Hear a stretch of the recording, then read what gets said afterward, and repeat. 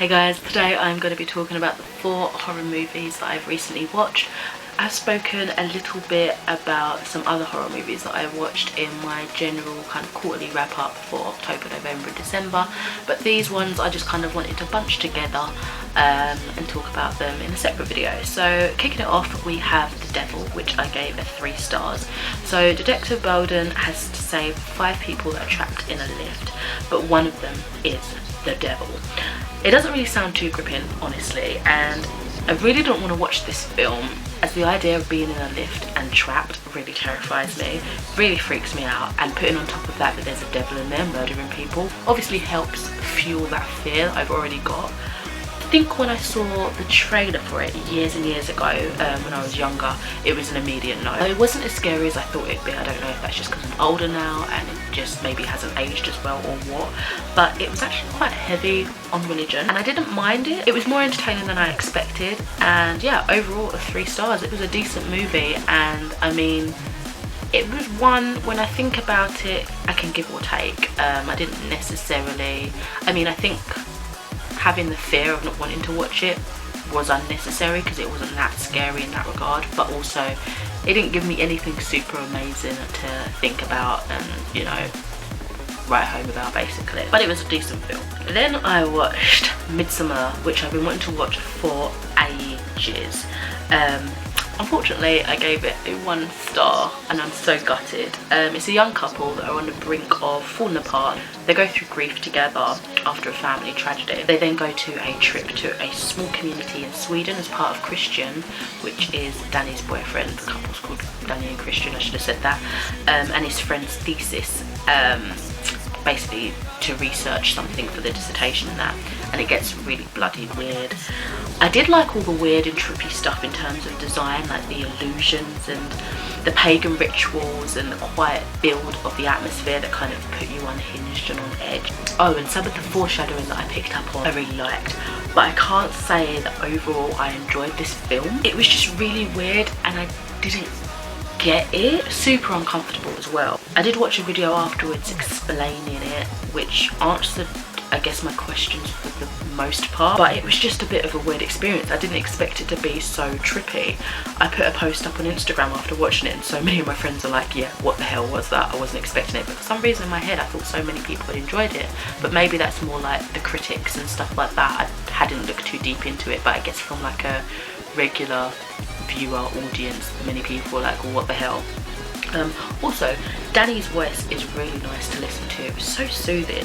The music was really good, and the dancing made me think of like contemporary dance, and I quite liked the vibe overall, but it was just weird. And then off guard, something like brutal and dramatic would happen and quite gory, and I was just like, So yeah, I ended up watching this in 2 halves actually, because I won't spoil it, but after the old man and the mountain, that bit, I was like, yeah, I can't watch anymore right now. Following up with a more light-hearted film, we watched Scary Stories to Tell in the Dark, which I gave a 3 stars.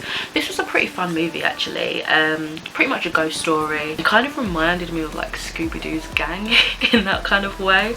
I didn't know it was produced by Guillermo del Toro, so that's another one to tick off my list. I really like him as a producer, and yeah, he's one of my favourites, I'd say.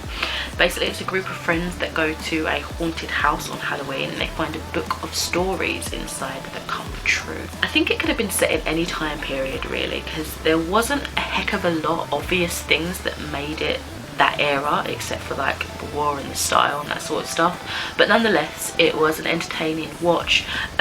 Again, quite over the top some of the time, you know, when the stories were coming to life, and a little bit open-ended for me. I wanted to know like if there was hope for the other characters, but it was just kind of left like not answered. And if you know me, you know that bothers me, but it was a decent film. And then I watched Hereditary. Yeah, I gave this a 2 star.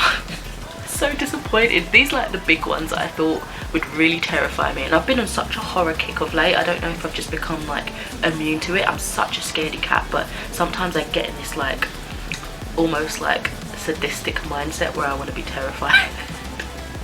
And I don't know if I just numb myself to it, but yeah, both Midsummer and Hereditary I really thought would freak me out or make me feel things, or I'd enjoy it or something, and it just So this is one I've been wanting to watch for a while, but was again too scared. Yet seeing as I've been on a horror kick this year, I thought now was as good as time as any. Also, I wanted to see what else the director of Midsummer had done and whether I'd enjoy that more than that. Obviously in my rating, well, I enjoyed it like 1 star more, but still it's not a very good rating overall.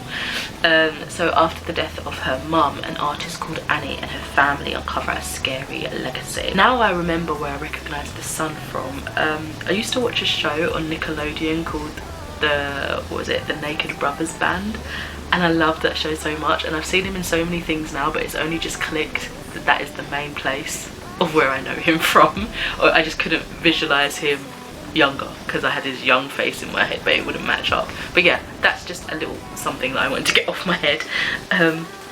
But yeah, I like this a little bit better than Midsummer, but it still again was just really weird. It seemed honestly a bit silly to me, and it went from 0 to 100 real quick with no explanation really. It all seemed a bit random, and again, I really liked the focus on style and atmosphere and that sort of stuff, and it almost felt a little bit more light-hearted in tone to Midsummer.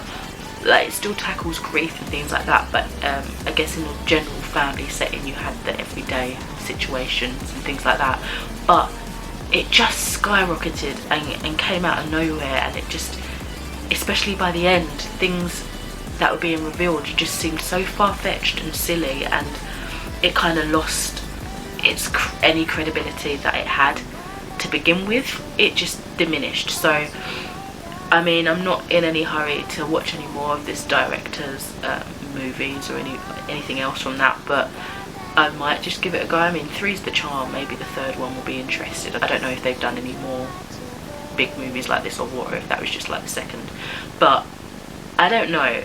Both were disappointing, and I thought they were going to be amazing. So yeah, some disappointing horrors unfortunately. But let me know if you've watched any of these and what you thought. Again, we had some older ones, we had some newer ones, some overhyped ones. Let me know if you have similar thoughts or if you completely disagree. I'd love to know, and I shall speak to you in another video soon. Bye.